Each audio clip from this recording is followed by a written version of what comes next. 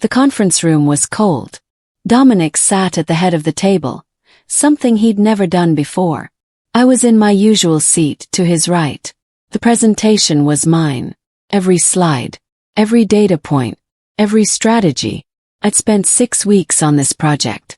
6 weeks of late nights, research, client calls, and revisions. Dominic had attended 3 meetings. 3.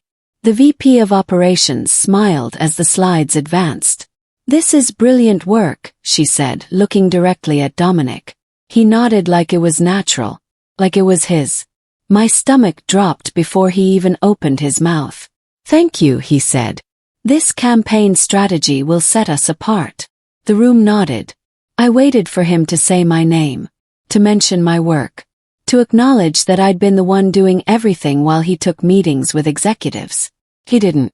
Instead, he talked about his vision and his approach. When the meeting ended, the VP shook his hand. Not mine. That's when I knew. This wasn't a mistake. This was calculated. And everyone in that room believed the lie. I felt my career shift in that moment.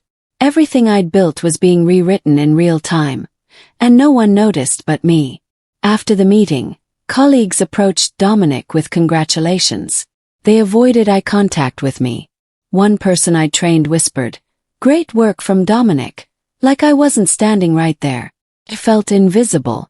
Worse than invisible, I felt erased. Dominic walked past me in the hallway without acknowledging what had just happened. No apology. No explanation. Nothing. That silence was worse than any confrontation.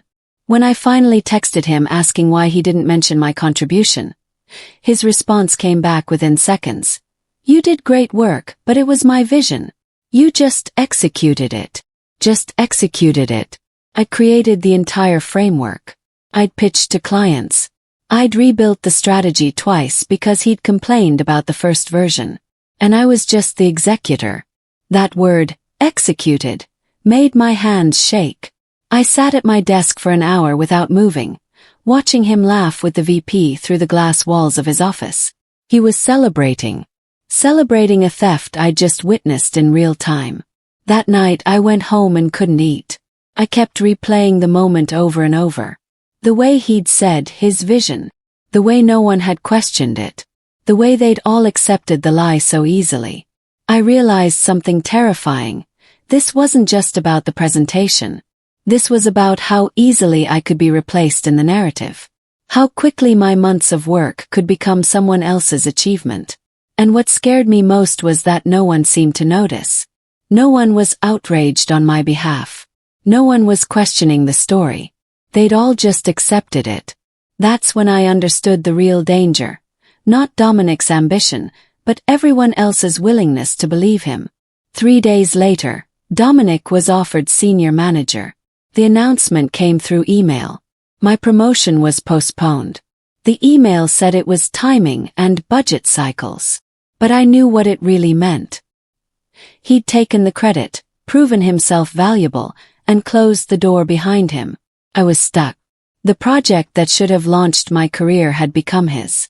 I felt the weight of it settling in my chest. Every email I'd sent about the campaign, every idea, every update, was suddenly part of his portfolio, not mine.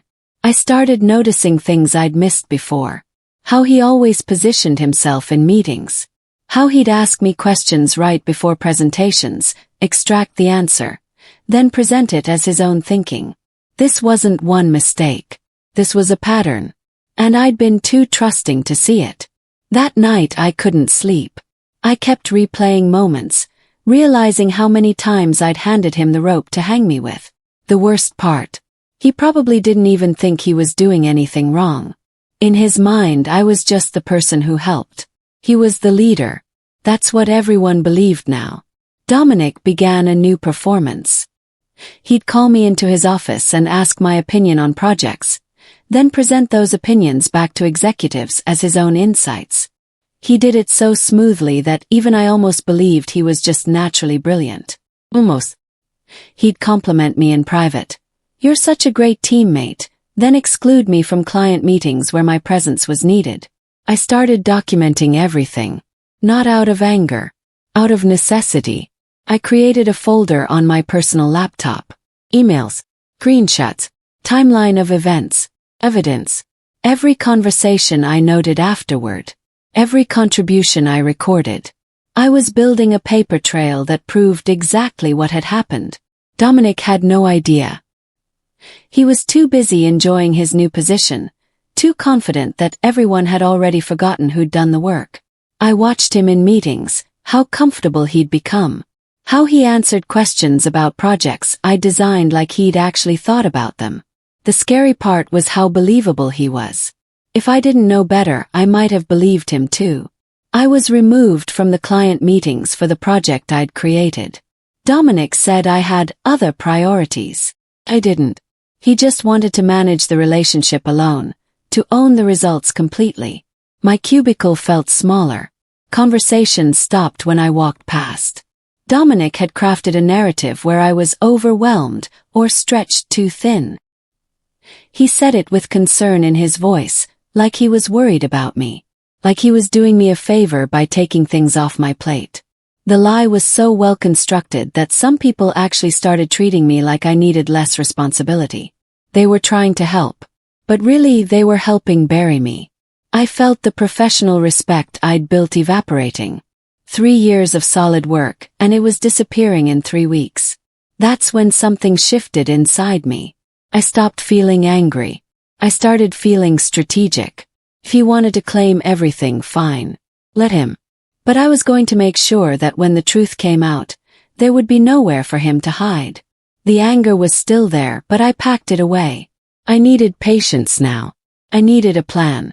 I stopped defending myself in meetings. I stopped asking for credit. I just watched.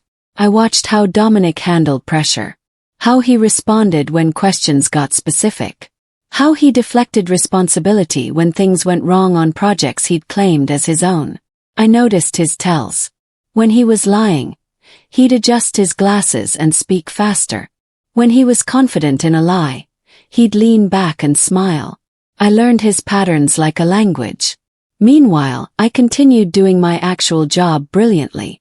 I completed every project assigned to me ahead of schedule. I delivered results that spoke for themselves. But I did it quietly.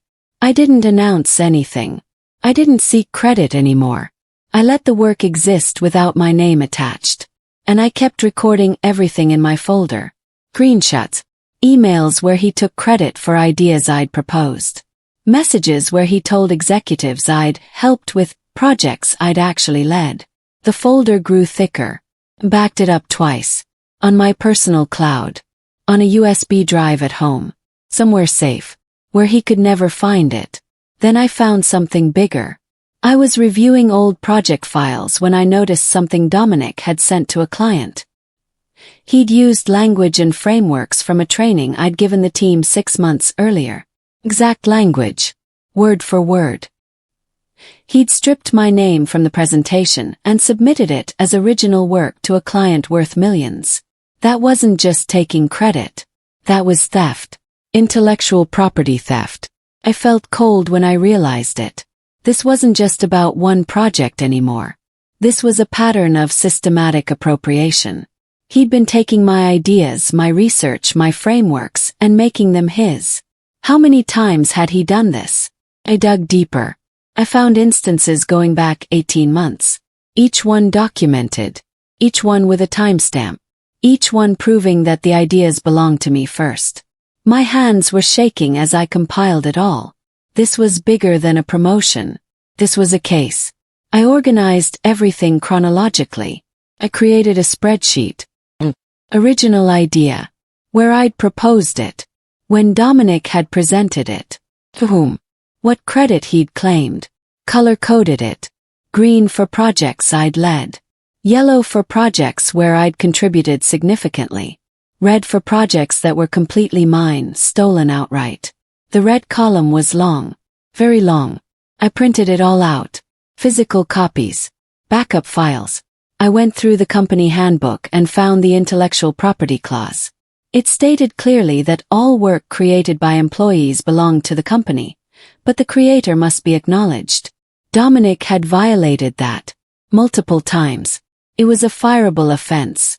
But I didn't go to HR yet. I wasn't ready. I needed more. I needed to understand the full scope of what he'd done. I needed to make sure that when I brought this forward, it wouldn't just be about one project. It would be undeniable. It would be systematic. It would end this. I reached out to the lead client on the $1 million project. Not directly. I couldn't do that without raising flags. Instead, I arranged to attend a meeting that Dominic had originally excluded me from. I said I wanted to support the relationship and be available for any technical questions. He couldn't refuse without looking bad, so he agreed. In that meeting I listened carefully. The client praised Dominic for the innovative framework. I smiled and said nothing. But afterward, I asked the client casually about the origin of that framework.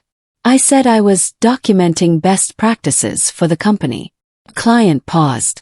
Then he said, "Well, I remember you mentioned something similar in that training session last year." I think Dominic took that approach and refined it. That casual comment was everything. It was confirmation from an external source. I thanked him and left. That conversation was the beginning of the end for Dominic. He just didn't know it yet. I did nothing with the information for 2 weeks. I just worked. I completed my projects. I was pleasant in the office. I attended meetings and stayed quiet. Dominic grew more comfortable, more confident. He started taking bigger risks. He began claiming credit for other people's work too. I watched him do it to a junior designer named Ashley. She was devastated. I didn't say anything to her, but I did something better. I made a note of it, added it to my documentation. If he was stealing from her too, that proved this was who he was. Pattern. Habit. Not a mistake. It was systematic predation on anyone he could manipulate. I realized that patience wasn't just a strategy. It was a weapon. The longer I waited, the more confident he became. The more confident he became, the more reckless he acted. And the more reckless he acted, the more evidence he created.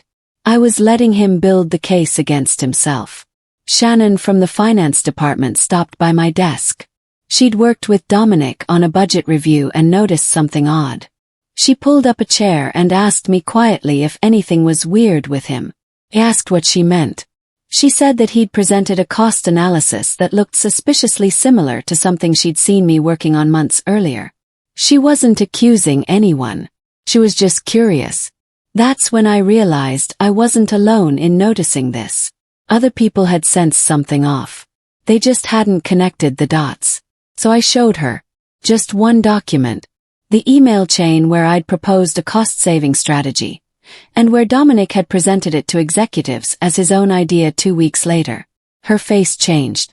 "Oh my God," she said. I knew something was wrong. I didn't push her. I didn't ask her to do anything. I just said, "Thank you for noticing." She left my desk and didn't mention it again. But I knew she was thinking about it. Good people notice when things don't add up. Once they notice, they can't unsee it. The VP of operations called me into her office. My heart jumped. Had Shannon said something? Was this happening faster than I planned? No. She just wanted to discuss my career development. She said I seemed quieter lately, and wanted to make sure I was happy in my role. I told her I was happy. I was learning a lot from Dominic. She nodded but didn't seem convinced. Then she said something interesting. "You know, I've been reviewing project documentation. I notice you're mentioned a lot in the email chains." I said nothing. "But I don't see you taking credit for these things," she continued. I was just wondering why. My hands were calm even though my heart was racing. I chose my words carefully. "I believe in letting my work speak for itself," I said. She studied me for a long moment. Then she said, "That's admirable. But make sure your work is actually credited to you. The company needs to know who's really doing what." That conversation told me something important.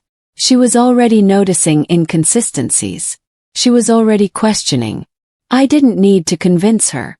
I just needed to give her the full picture. I decided it was time. Not yet to expose everything but to set the stage. I requested a meeting with HR about a career development concern. I didn't mention Dominic by name. I just said I wanted to discuss how to ensure my contributions were properly documented. The HR representative, a woman named Catherine, asked what had prompted this question. I said I'd noticed that sometimes my work was credited differently in different systems, and I wanted to make sure the company had accurate records. I asked her to walk me through the proper procedure for documenting project contributions. She did. She explained the process. She explained that the system should clearly show who originated ideas, who led projects, and who contributed. She explained that this was important for performance reviews, promotions, and legal purposes. Then I asked her casually, "What happens if someone presents work as their own when it's not?" She said, "That's a serious issue. That could be grounds for disciplinary action, up to and including termination." I thanked her and left. I hadn't accused anyone. I just asked questions. But I'd also planted a seed. If I came back with documentation, she'd remember this conversation. She'd know I wasn't making a personal complaint. I was raising a legitimate company policy issue. My strategy was becoming clearer. I wasn't going to fight him directly. I was going to let the system fight him for me. I was going to make his actions a violation of company policy, not just a personal slight against me. That distinction mattered. It elevated this from workplace conflict to institutional fraud. And institutions always protect themselves first. I was assigned to conduct an audit of our client deliverables. It was a perfect opportunity. Completely legitimate. As part of my role, I reviewed every project Dominic had claimed as his own. I documented the discrepancies. Where had the original ideas come from? Who had developed them? I sent emails, very professional, very thorough, asking about the documentation of each project. I copied the VP on these emails. I made it seem like standard procedure. And in each email I'd ask, "Can you confirm who originally developed this framework? We want to make sure our records are accurate." Each time the pattern emerged. These were my ideas, my frameworks, my work. But Dominic's name was on them. I wasn't accusing him in these emails. I was just asking for clarification. Just documenting. Just being thorough. The VP started noticing the pattern too. She didn't say anything to me, but I could see her reading between the lines. Dominic asked me into his office. He closed the door. He said he'd noticed I was conducting audits and asking questions about project origins. He asked if I had a problem with how he'd credited things. This was it. This was my moment to confront him or let it pass. I chose to let it pass. I told him I was just doing my job, making sure our documentation was accurate. He relaxed a little but not completely. He could sense something was off. He asked me directly, "Are you upset about the promotion?" Said no. I said I was happy for him. His face hardened. Because he knew that wasn't true. He knew that I knew. But he couldn't prove it. And more importantly, he realized that I had information he didn't know I had. That fear flickered across his face for just a second. Then he smiled and told me I was a great team player. But the dynamic had shifted. He was no longer completely confident. He was starting to worry. I left knowing he'd understand soon enough. His fear was the beginning of his end. Fear made him sloppy. Dominic started acting more defensively. He began taking credit for things even more aggressively, like he was trying to cement his reputation before something happened. He announced in a team meeting that he'd be leading the next major project, a rebrand campaign that was crucial to the company. I hadn't even proposed it yet. He was claiming it before it even existed. Other people noticed. I saw Ashley exchange a look with another junior designer. They sensed something was wrong.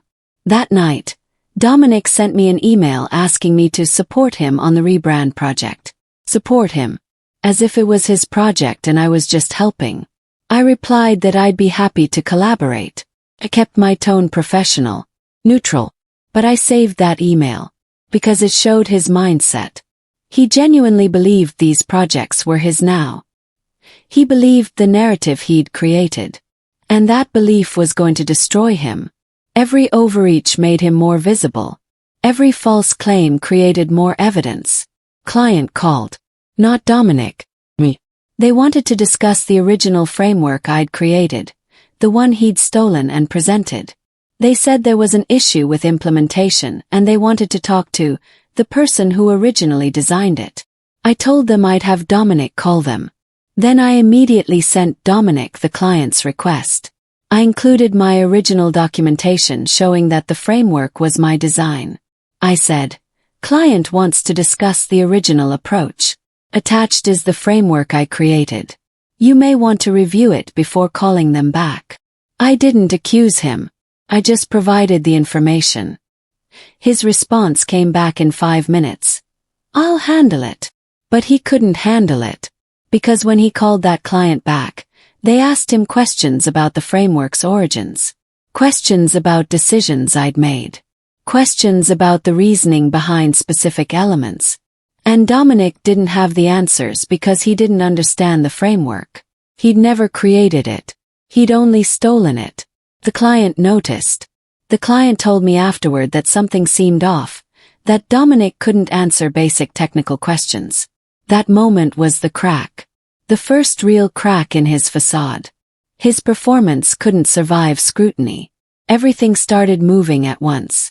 Shannon from finance sent me a message. She said she was reviewing budget allocations and noticed that the cost-saving strategy I'd originated was being attributed entirely to Dominic's department. She asked if I wanted her to flag it.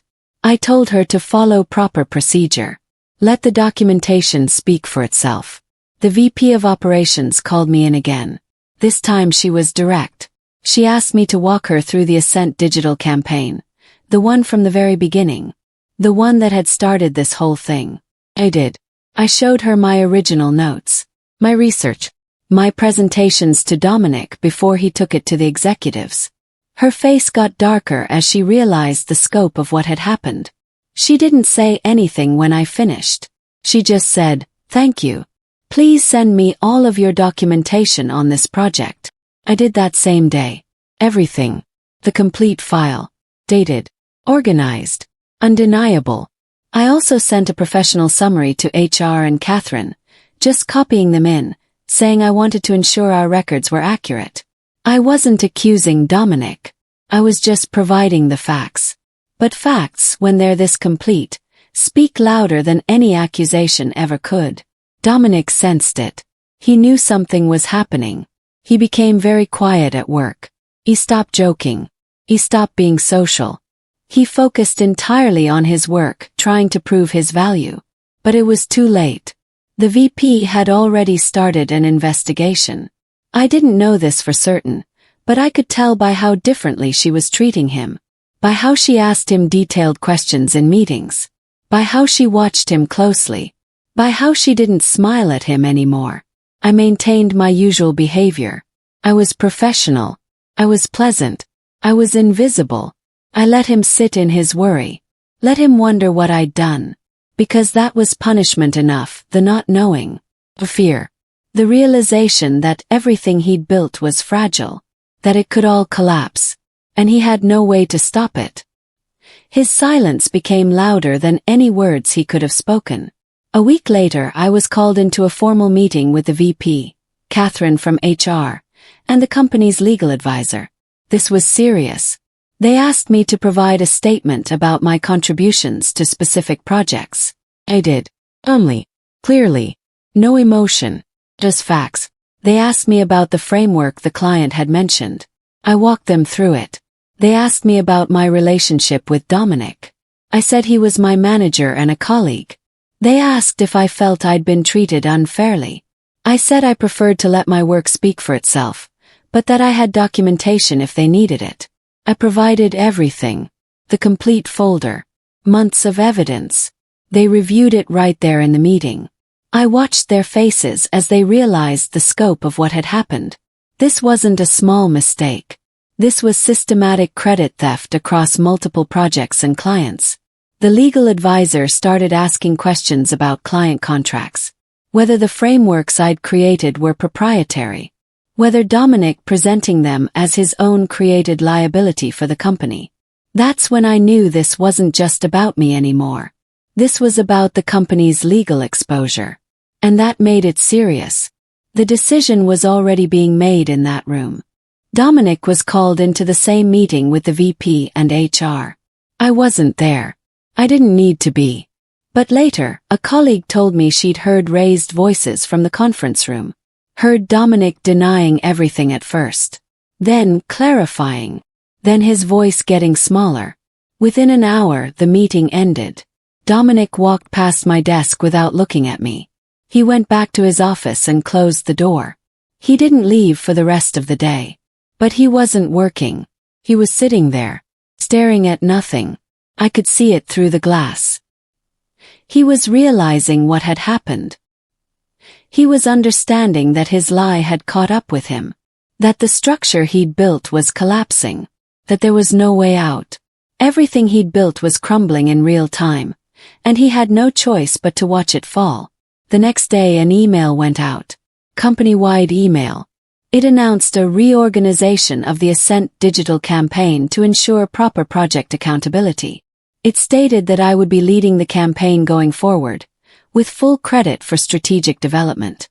It announced that Dominic was being reassigned to focus on other priorities. That was corporate speak for, we're moving him out of leadership. The email also mentioned that the company was implementing new documentation procedures to ensure proper credit attribution. In one sentence, they'd admitted the problem existed. And in one action they'd solved it. Dominic's promotion was effectively reversed. His authority was gone. His credibility was destroyed. And everyone in the company now knew why. Because nobody gets reassigned to focus on other priorities, unless something went wrong. The truth had finally been delivered to everyone at once. I didn't see Dominic at work for 2 days. Then a final email came through. It was his resignation letter. It was brief. I have decided to pursue other opportunities, it said. I am grateful for the experience at this company. That was it. He didn't fight. He didn't argue. He didn't defend himself. He just left. Because there was nothing left to defend. The evidence was irrefutable. The company had found him guilty. His career at Ascent Digital was over. And he knew that any other company investigating his background would find this situation. Would see that he'd been fired for stealing credit from an employee. Would question his integrity. His professional reputation was damaged permanently. He'd stolen from me, and in the end, the theft had cost him everything. Not because I destroyed him, but because he'd destroyed himself through his own arrogance and dishonesty. I just let the truth do the work. 3 weeks later, I was offered Dominic's position, senior manager, full authority over the Ascent digital campaign and 2 other major accounts, full credit for all my work, full responsibility, full power. The VP offered it to me directly. She said, "You've earned this through your integrity and your work. We should have recognized it sooner." I accepted without hesitation. This wasn't revenge. This was justice. This was what should have happened from the beginning. I started in the new role immediately. I changed how things worked. I implemented systems where every team member's contributions were clearly documented. Where credit was given where it was due. Where stealing someone's work wasn't possible because the system prevented it. I made sure that what happened to me never happened to anyone else on my team. That was my real victory. Not that Dominic had fallen, but that I'd risen, and I'd made sure the path was clear for others to rise with me. The position felt different now. Not just a promotion but a responsibility to protect. It's been 6 months now since Dominic left. I don't think about him much anymore. Sometimes a memory surfaces, the meeting where he stole my presentation or the moment I realized his pattern. But I don't feel anger when I remember. Feel clarity. I learned something important through all of this. Your integrity is more valuable than revenge. I won not by fighting dirty but by staying clean. I won not by exposing him publicly, but by letting the evidence speak. I won not by losing my composure, but by keeping it perfectly. And most importantly, I won because I had the patience to let the truth do what it does best, reveal itself. I stand now exactly where I should have been from the beginning. Recognized, credited, trusted, promoted. I don't celebrate Dominic's fall because that's not what this was about. This was about reclaiming what was mine. About proving that quiet strength is stronger than loud anger. About showing that patience is a weapon more powerful than confrontation. While everyone else trusted Dominic, I knew the truth. And in the end, the truth was all I needed.